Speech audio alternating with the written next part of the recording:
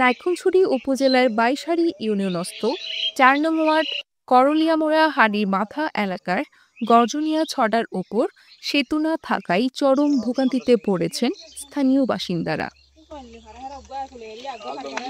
দীর্ঘদিন ধরে শত বছরের এই গ্রামীণ সড়কটি ব্যবহার করে চলাচল করলেও বর্ষা মৌসুমে সেতু না থাকায় বিপদসংকুল হয়ে ওঠে যাতায়াত।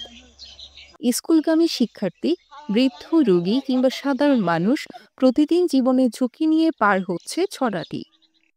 স্থানীয়দের অভিযোগ, বছরের পর বছর ধরে দাবি জানালেও সড়ক উন্নয়ন ও সেতু নির্মাণে নেই কোনো উদ্যোগ।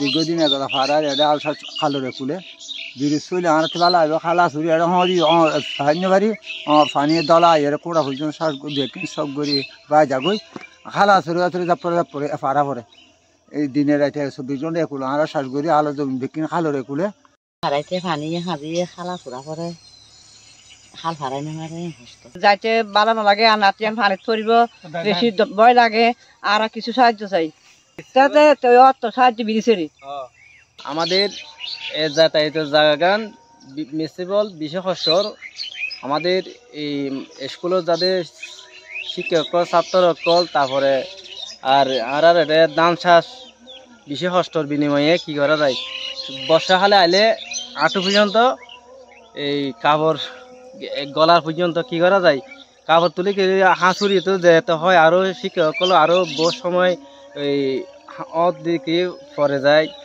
খারাপ যাতায়াতে বিশেষজ্ঞ বাচ্চা কাচ্চা লয় না আর ব্রিজের ব্যবস্থা করলে বেশি ভালো হবে।